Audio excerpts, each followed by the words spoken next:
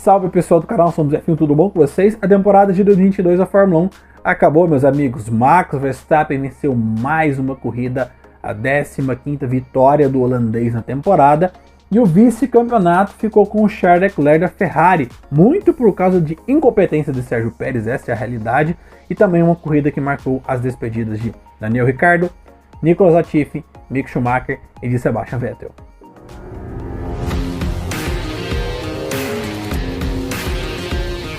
Bom, no sábado, Max Verstappen fez a pole position, Pérez se classificou em segundo e Leclerc em terceiro. Todo o cenário era favorável para os carros da Red Bull e principalmente para Pérez. Na largada, Max Verstappen largou melhor, assumiu a ponta, foi abrindo distância.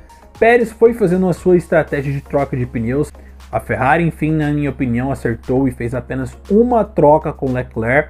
Pérez tinha carro para alcançar o piloto, o Monegasco, mas não conseguiu. Ficou preso no trânsito, não conseguiu sair de Pierre Gasly, ficou preso atrás de Alonso e de Sebastian Vettel. E a dura realidade é que Sérgio Pérez não foi campeão por causa de incompetência. Durante toda a temporada, Pérez teve o melhor carro, oscilou muito durante a temporada e só dependia de si mesmo para ser o vice-campeão.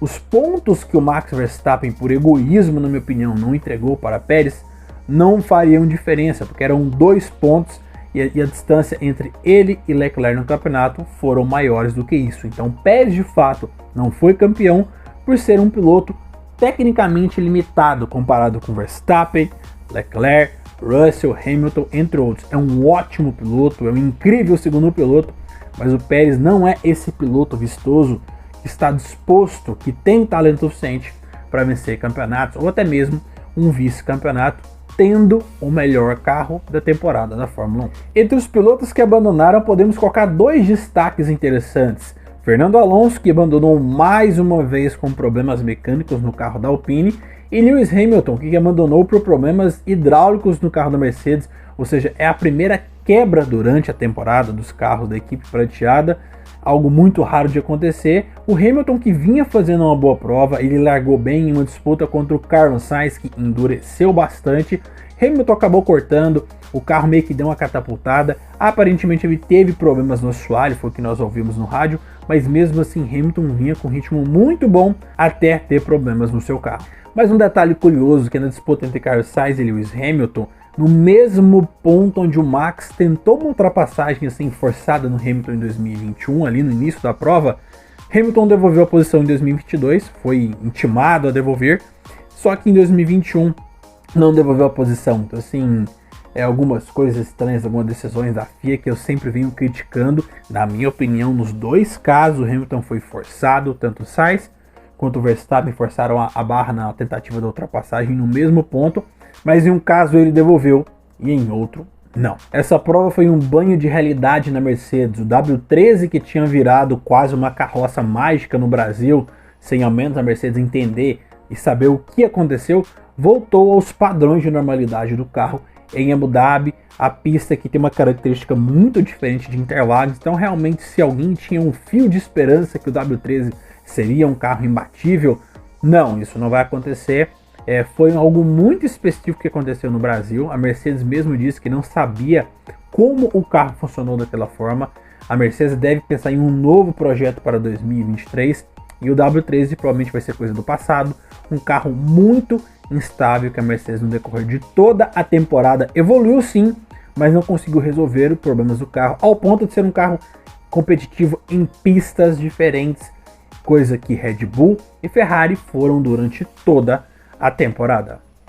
Bom, entre os pilotos que estão dizendo adeus à Fórmula 1, nem que seja de forma temporária ou saindo de forma oficial do grid, ali virando reserva, Daniel Ricciardo e Sebastian Vettel fizeram boas provas, mas mesmo assim Vettel chegou na 10ª posição, muito por causa da quebra de Lewis Hamilton, chegou ali empurrando o Daniel Ricciardo nas voltas finais, terminaram em 9º e em 10º, ou seja, uma corrida honrosa dos 2 pilotos. E Sebastian Vettel teve uma despedida muito bacana, ele foi entrevistado ali, algo fora do protocolo, fez ali os famosos zerinhos donuts. Dessa vez ele não teve a companhia de Hamilton e Alonso, que quebraram. Lembrando que na temporada de 2018, que foi a primeira despedida de Alonso, os 3 protagonizaram essa cena ali de fazer os zerinhos juntos. Vettel sai da categoria tão grande quanto ele entrou como ser humano. Mesmo o Vettel muito abaixo do que ele já foi na Fórmula 1, é um nome muito pesado que fez boas provas. Mas como eu já falei outras vezes, é melhor ter um Sebastian Vettel com 4 títulos e um peso muito grande para a categoria que agrega de fato, do que ter vários pilotos meia boca.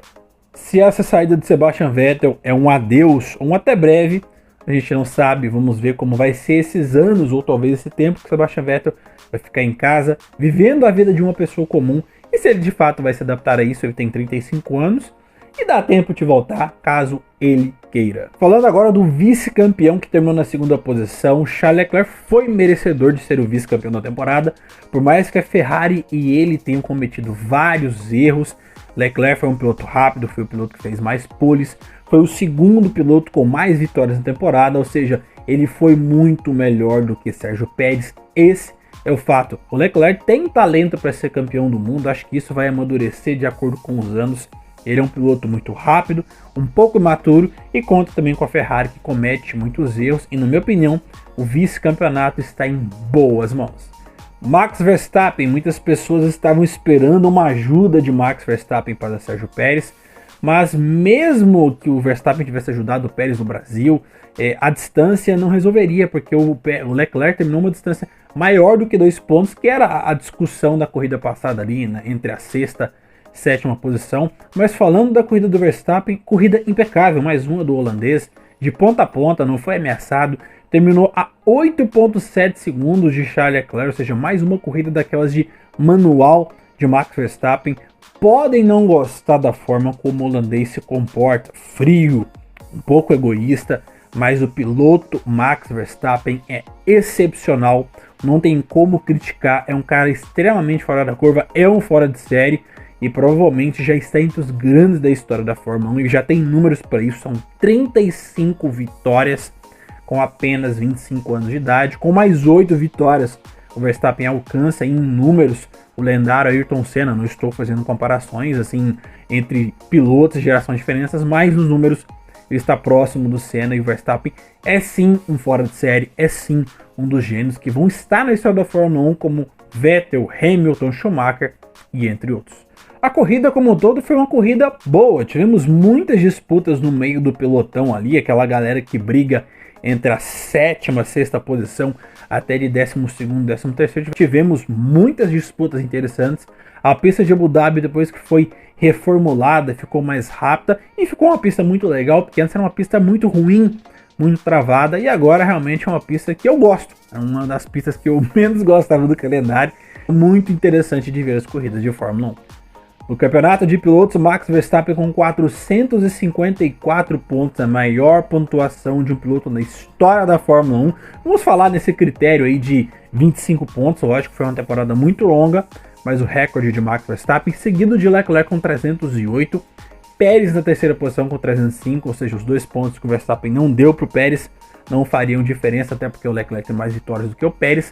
George Russell na quarta posição com 275 pontos, Carlos Sainz na quinta posição com 246 pontos, Lewis Hamilton na sexta posição com 240 pontos. É a pior posição de chegada em um campeonato de Lewis Hamilton desde quando ele entrou na Fórmula 1 lá em 2007. As piores classificações dele em um campeonato era a quinta posição. Depois Lando Norris com 122 pontos, Ocon com 92, Alonso com 81 e fechando o top 10, Valtteri Bottas com 49 pontos. No campeonato de construtores, a Red Bull somou 759 pontos, a Ferrari 554, a Mercedes na terceira posição com 515, a Alpine com 173 e fechando o top 5, a McLaren com 159 pontos.